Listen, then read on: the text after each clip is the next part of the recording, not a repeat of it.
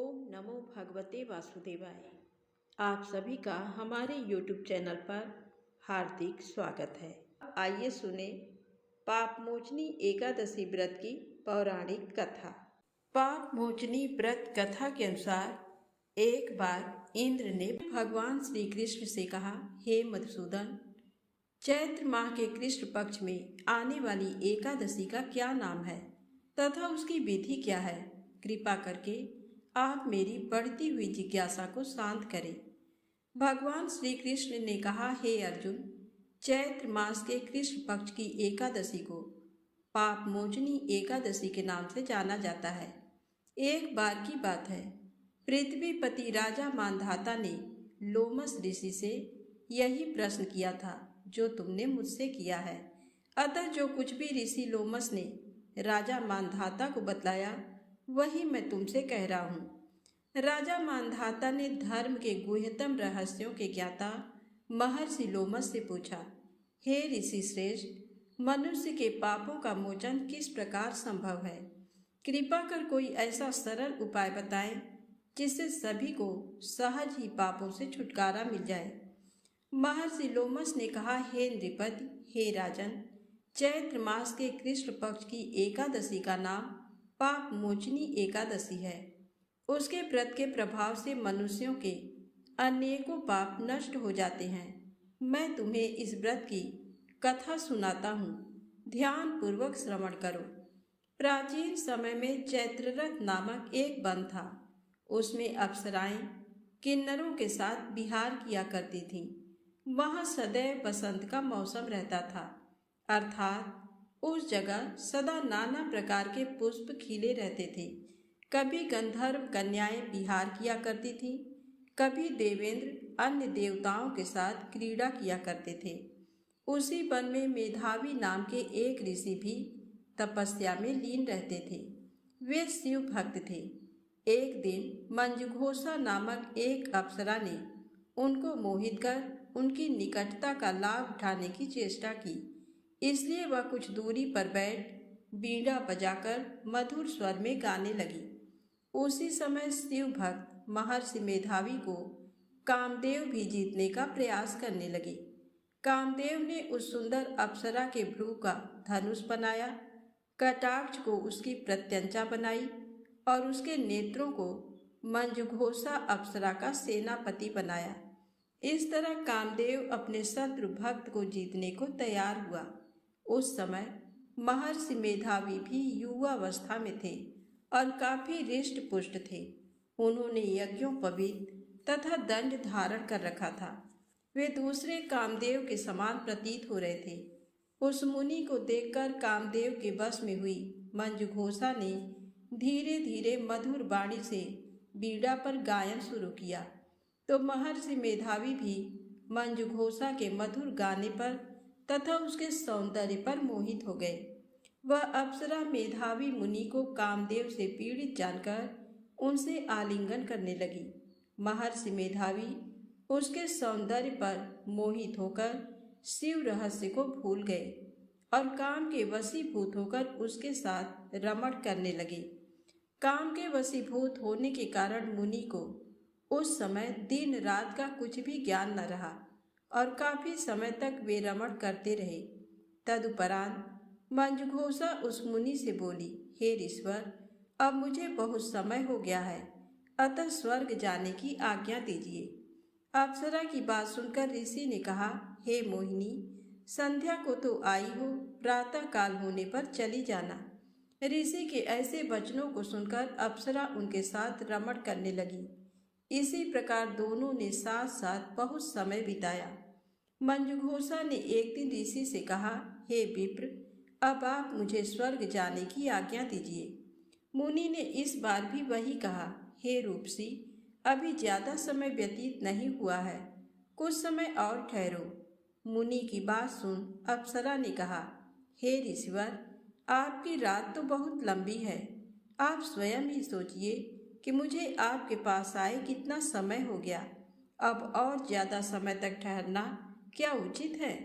अप्सरा की बात सुन मुनि को समय का बोध हुआ और वह गंभीरता पूर्वक विचार करने लगे। जब उन्हें समय का ज्ञान हुआ कि उन्हें रमण करते 57 वर्ष व्यतीत हो चुके हैं, तो उस अप्सरा को वह काल का रूप समझने लगे। इतना ज्यादा समय भोग विलास में व्यर्थ चला जाने पर उन्हें बड़ा क्रोध आया। अब वह भयंकर क्रोध में जलते हुए उस तप नाश करने वाली अप्सरा की तरफ भ्रिकुटी तानकर देखने लगे। क्रोध से उनके अधर कांपने लगे और इंद्रियां बेकाबू होने लगीं। क्रोध से थरथराते स्वर में मुनि ने उस अप्सरा से कहा, मेरे तप को नष्ट करने वाली दुष्टा, तू महापापिन और बहुत ही दुराचारिणी है। तुझ पर धिक्कार है। अब तू मेरे श्राप से पिशाचिनी बन जा। मुनि के क्रोध युक्त श्राप से वह अप्सरा पिशाचिनी बन गई। ये देख वह व्यथित होकर बोली, हे ऋषिवर, अब मुझ पर क्रोध त्याग कर प्रसन्न होइए और कृपा करके बताइए कि इस सांप का निवारण किस प्रकार होगा। विद्वानों ने कहा है, साधुओं की संगत अच्छा फल देने वाली होती है और आपके साथ तो मेरे बहुत वर्ष व्यतीत हुए हैं। अतः अब आप मुझ पर प्रसन्न हो जाइए, अन्यथा लोग कहेंगे कि एक पुण्य आत्मा के साथ रहने पर मंजुघोषा को पिशाचिनी बनना पड़ा। मंजुघोषा की बात सुनकर मुनि को अपने क्रोध पर अत्यंत ग्लानि हुई, साथ ही अपनी अपकीर्ति का भय भी हुआ। अतः पिशाचिनी बनी मंजुघोषा से मुनि ने कहा, तूने मेरा बड़ा बुरा किया है, किंतु फिर भी मैं तुझे इस श्राप से मुक्ति का उपाय बतलाता हूँ। चैत्र मास के कृष्ण पक्ष की जो एकादशी है उसका नाम पाप मोचनी है। उस एकादशी का उपवास करने से तेरी पिशाचिनी की देह से मुक्ति हो जाएगी। ऐसा कहकर मुनि ने उसको व्रत का सब विधान समझा दिया। फिर अपने पापों का प्रायश्चित करने के लिए वे अपने पिता च्यवन ऋषि के पास गए। च्यवन ऋषि ने अपने पुत्र मेधावी को देखकर कहा, हे पुत्र, ऐसा क्या किया है तूने कि तेरे सभी तप नष्ट हो गए हैं, जिससे तुम्हारा समस्त तेज मलिन हो गया है।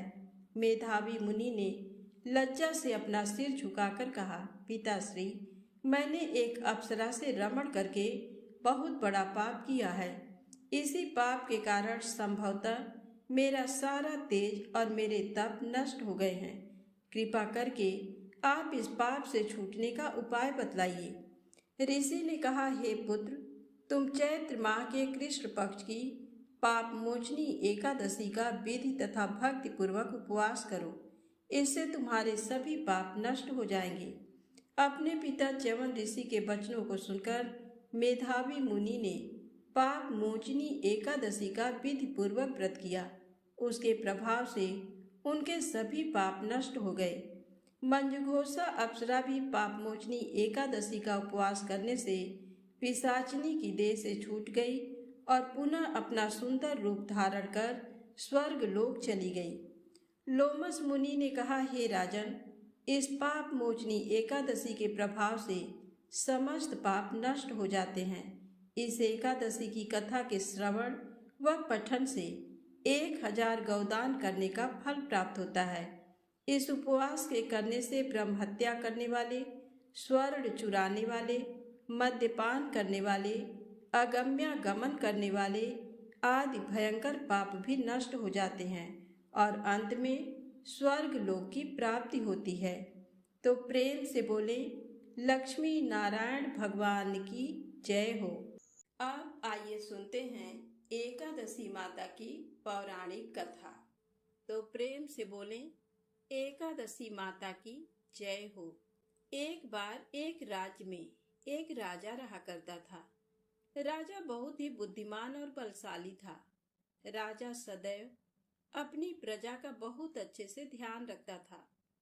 प्रजा भी अपने राजा को बहुत पसंद करती थी। राजा की 2 बेटियां थीं। राजा अपनी दोनों बेटियों से बहुत प्रेम करता था। राजा की छोटी बेटी देखने में बहुत सुंदर और आकर्षक थी। राजा की बड़ी बेटी छोटी बेटी के मुकाबले थोड़ा कम सुंदर थी। राजा की छोटी बेटी 11 माता की पूजा किया करती थी और सभी लोग राजा की छोटी बेटी से बहुत प्रेम करते थे और बहुत प्रशंसा किया करते थे। राजा भी अपनी छोटी बेटी को बड़ी बेटी से अधिक प्रेम करता था, जिस कारण राजा की बड़ी बेटी को अपनी छोटी बहन से बहुत नफरत होने लगी थी। राजा की दोनों बेटियां जब बड़ी हो गईं, तब एक पड़ोस राज्य में रहने वाला राजकुमार राजा की बड़ी बेटी के लिए रिश्ता लेकर आया। लेकिन जैसे ही उस राजकुमार की नजर राजा की छोटी बेटी पर पड़ी, तो वह राजकुमार राजा की छोटी बेटी पर आकर्षित हो गया और उससे पहली नजर में प्रेम कर बैठा। उस राजकुमार ने राजा की बड़ी बेटी के साथ विवाह करने से मना कर दिया और उसने राजा से कहा कि मैं आपकी छोटी बेटी से विवाह करना चाहता हूँ। जिसके बाद राजा की बड़ी बेटी ये देखकर अपनी छोटी बहन से बहुत क्रोधित हो गई और राजा की बड़ी बेटी ने अपनी छोटी बहन को अपना सबसे बड़ा दुश्मन मान लिया। राजा की बड़ी बेटी ने अपनी छोटी बहन से बदला लेने का निर्णय लिया, जिसके लिए उसने अपनी छोटी बहन को जान से मारने का प्लान बनाया। राजा की बड़ी बेटी ने अपनी छोटी बहन को मारने के लिए सबसे पहले एक लड्डू में जहर मिलाकर अपनी छोटी बहन को दे दिया और उसको लड्डू खाने के लिए कहा। लेकिन लड्डू खाने के बाद भी छोटी बहन को कुछ नहीं हुआ। बड़ी बहन ये देखकर बहुत आश्चर्यचकित हो गई, लेकिन बड़ी बहन ने हार नहीं मानी और उसने जब रात में छोटी बहन अपने कमरे में सो रही थी, तब एक मटके में सांप रखकर उसे कमरे में छोड़ दिया। लेकिन सांप भी छोटी बहन का कुछ नहीं कर पाया। जिसके बाद बड़ी बहन ने अपनी छोटी बहन से कहा कि चलो हम लोग कुएं में से पानी भरकर लाते हैं। जिसके लिए वह अपनी छोटी बहन को पानी भरने के बहाने कुएं के पास ले गई और उसने अपनी छोटी बहन को कुएं में धक्का दे दिया। लेकिन छोटी बहन को तब भी कुछ नहीं हुआ, क्योंकि हर बार ग्यारस माता उसकी रक्षा कर रही थी और उधर बड़ी बहन अपने सारे प्रयासों के बाद असफल हो रही थी, जिससे वह बहुत क्रोधित होती जा रही थी। फिर उसने अपनी छोटी बहन के पास जाकर उससे खुद ही पूछा कि मेरी छोटी बहन, तुमको पता है भगवान ने सबकी मृत्यु एक निश्चित समय पर लिखी हुई है और कैसे तुम्हारी मृत्यु होगी, क्या ये तुम जानती हो? तब छोटी बहन ने अपनी बड़ी बहन को बताया कि हाँ, मैं तो जानती हूँ मेरी मृत्यु कैसे होगी। छोटी बहन से ये सुनकर बड़ी बहन मन ही मन बहुत प्रसन्न होने लगी और उसने अपनी छोटी बहन से कहा कि तो मुझे अपनी मृत्यु का राज बताओ। छोटी बहन ने अपनी बड़ी बहन से कहा कि मेरी मृत्यु तो एक तोते में है। जो तोते के गले में एक हार है, उससे मेरी मृत्यु होगी। जब तक कोई भी व्यक्ति तोते को मारकर वह हार अपने गले में पहनेगा, तो मैं मूर्छित हो जाऊंगी और जैसे ही उस हार को अपने गले से उतारेगा, तो मैं वापस से जीवित हो जाऊंगी। अपनी छोटी बहन की मृत्यु का राज जानकर बड़ी बहन बहुत ही खुश हो गई और उसने अपनी छोटी बहन को मारने के लिए उसके पालतू तोते को ढूंढना शुरू कर दिया और छोटी बहन को इस बात का आभास हो गया था कि कोई उसकी जान लेना चाहता है। जिसके लिए वह अपने पिताजी के पास गई और उसने अपने पिताजी से कहा कि पिताजी, मेरी मृत्यु के बाद आप मुझे जलाइएगा मत, बल्कि आप मुझे अपनी पुरानी वाली हवेली में एक पलंग में लिटाकर छोड़ दीजिएगा। अपनी छोटी लड़की की ये बात सुनकर राजा बहुत आश्चर्यचकित हो गए। राजा ने अपनी छोटी बेटी से पूछा, बेटी, तुम ये क्या कह रही हो? तब राजा की छोटी बेटी ने बताया, पिताजी, समय किसी के लिए नहीं रुका है। कब क्या हो जाए किसी को कुछ पता नहीं है। और फिर राजा ने अपनी छोटी बेटी से कहा कि तुम ऐसी बातें क्यों कर रही हो? 2-3 दिन में तो तुम्हारा विवाह है। लेकिन छोटी बेटी ने अपने पिताजी को ऐसा करने पर मजबूर कर दिया और उनसे वचन ले लिया।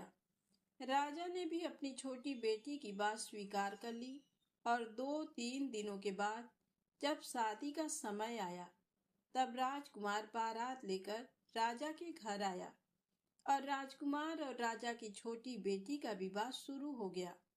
जैसे ही राजा की छोटी बेटी राजकुमार के साथ फेरे लेना शुरू करती है तो उसकी बड़ी बहन अपनी छोटी बहन के कमरे में जाकर उसके तोते को पकड़ लेती है और उसको जान से मार देती है।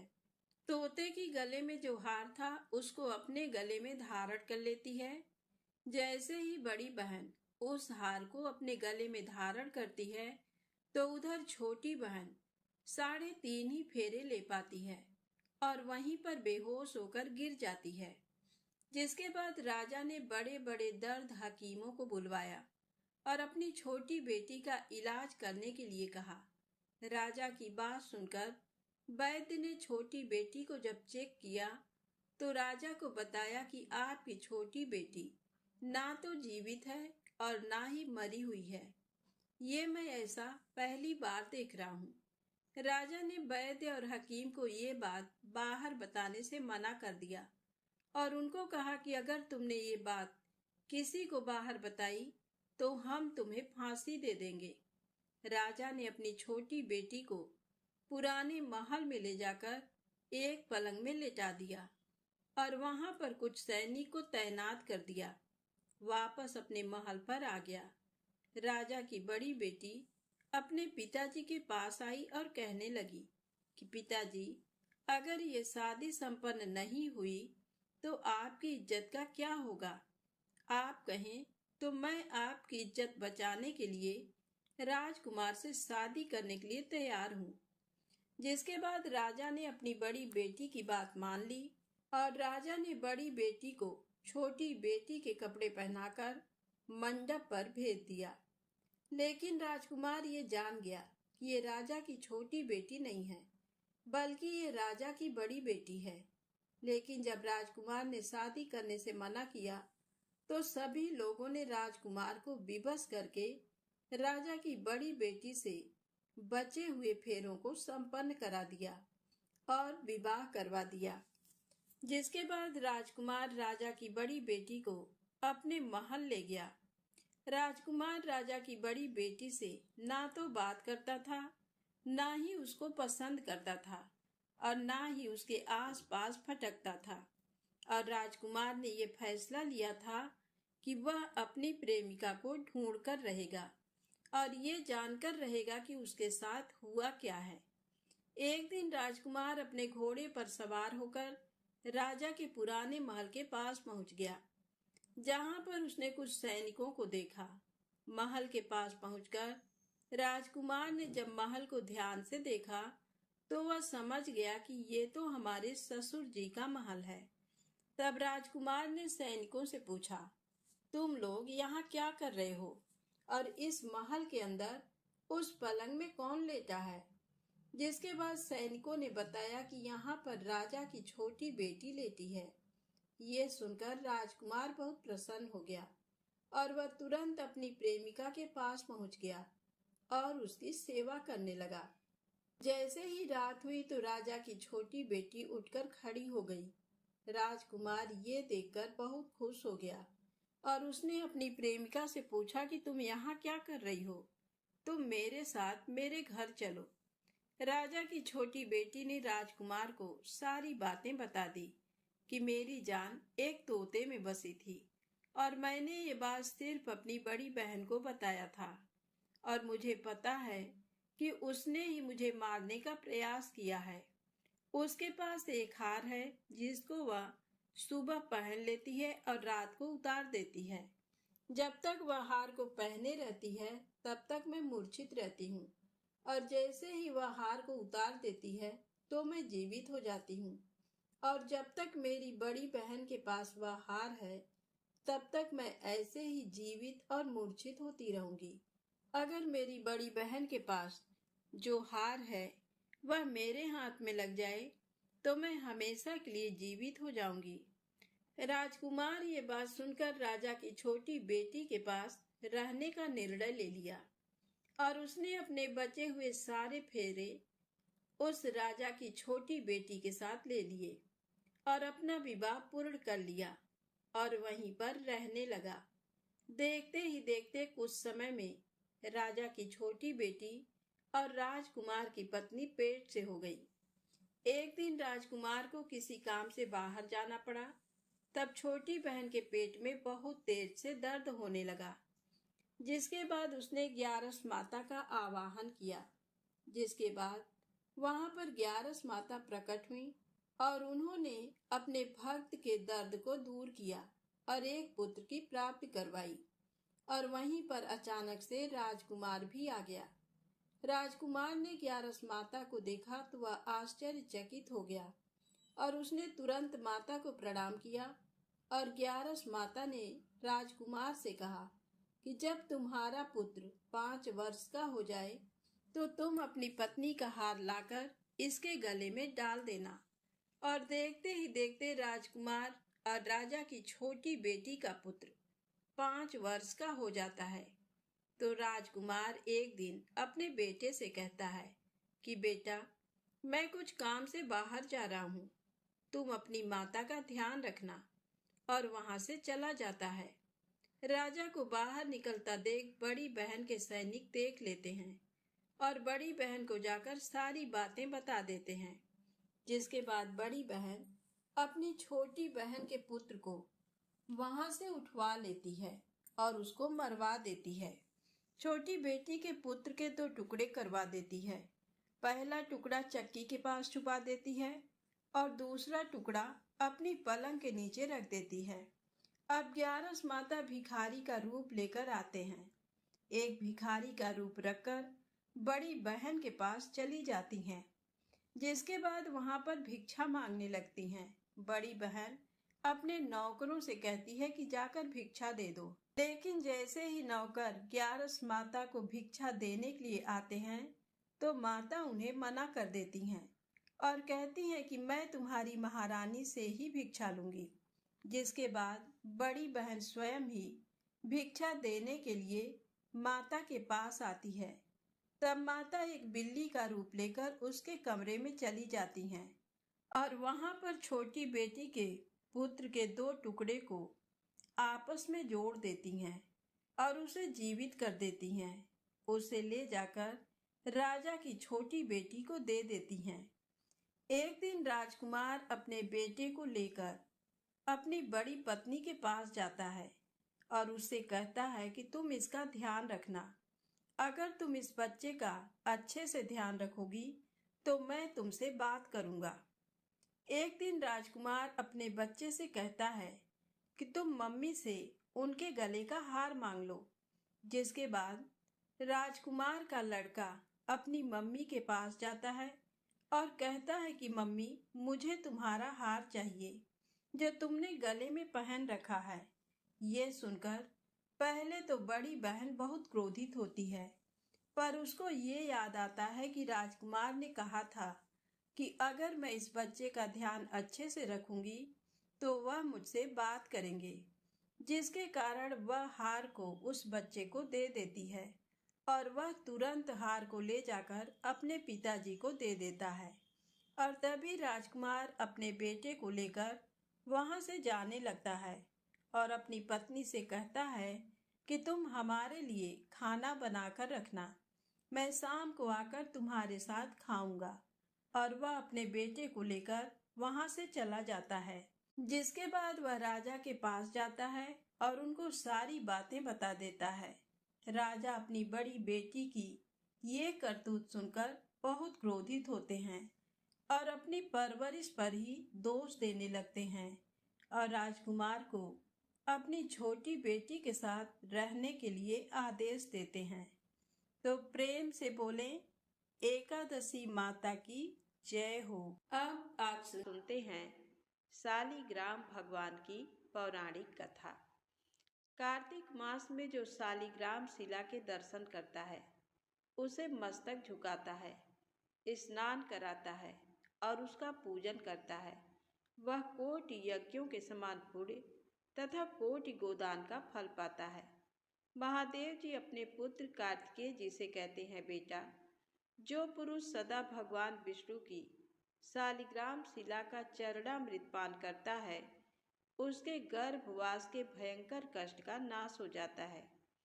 जो मनुष्य प्रतिदिन शालिग्राम शिला का पूजन करता है, उसे ना तो यमराज का भय होता है और न मरने और जन्म लेने का ही। भगवान स्वयं बताते हैं कि करोड़ों कमल पुष्पों से मेरी पूजा का जो फल होता है, वह शालिग्राम शिला के पूजन से प्राप्त हो जाता है। जिन लोगों ने मृत्यु लोक में आकर कार्तिक मास में भी शालिग्राम पूजन नहीं किया, वह मुझसे द्वेष करने वाले प्राणी हैं। उन्हें तब तक के लिए नरक में रहना पड़ता है जब तक कि 14 इंद्र की आयु समाप्त नहीं हो जाती। अतः भक्ति भाव से शालिग्राम शिला को नमस्कार मात्र करने वाले प्राणी नरक में प्रवेश नहीं पा सकते। अन्य सभी शुभ कर्मों के फल का तो माप है, परंतु कार्तिक मास में शालिग्राम पूजन करने से जो फल मिलता है, उसका कोई माप नहीं है। जो शालिग्राम के जल से अपना अभिषेक करता है, उसने मानो संपूर्ण तीर्थों का स्नान कर लिया। तो आइए सुनते हैं शालिग्राम भगवान की कहानी। एक गांव में एक बुढ़िया माई रहती थी। वह प्रतिदिन शालिग्राम भगवान की सेवा पूजा किया करती थी।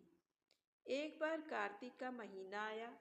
गांव के बहुत सारे लोग कार्तिक स्नान के लिए जाने लगे। बुढ़िया माई ने सोचा कि मैं भी गांव वालों के साथ गंगा स्नान कर आती हूँ।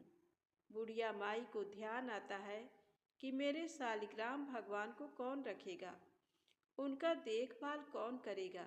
ये विचार करके बुढ़िया माई पड़ोसन के पास जाती हैं और कहती हैं, मैं 1 महीने के लिए गंगा स्नान के लिए जा रही हूँ।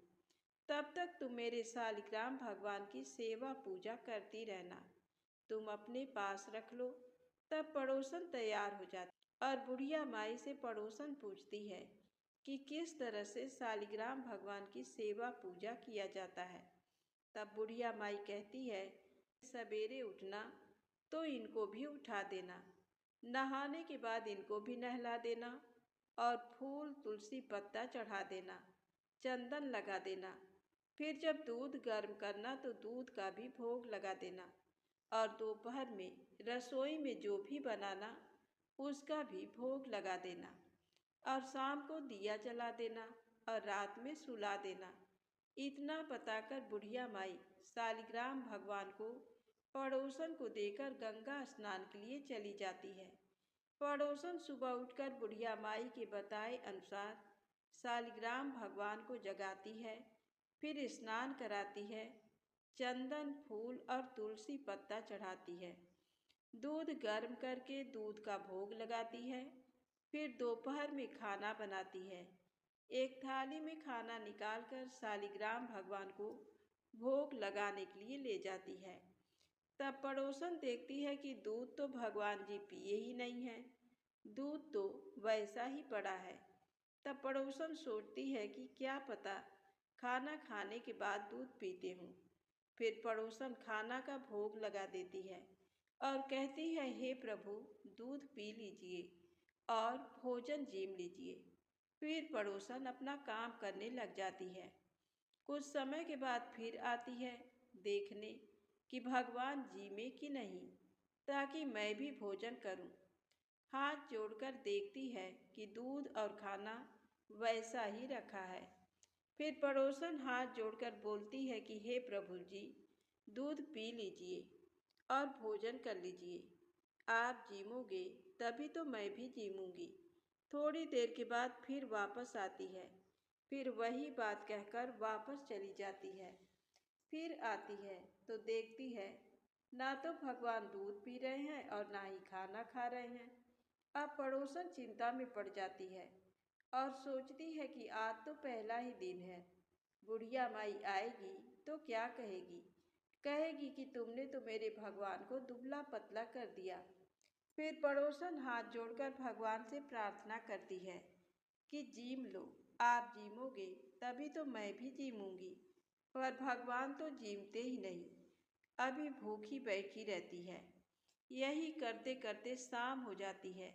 शालिग्राम भगवान सोचते हैं कि अब तो जाना ही पड़ेगा, नहीं तो ये जीवेगी नहीं और मर जाएगी, फिर इसके हत्या का पाप मुझे लगेगा। फिर भगवान आते हैं और पड़ोसन के घर का भोजन छीनते हैं। अब तो हर रोज यही होता था। ऐसे ही करते करते कई दिन हो गए।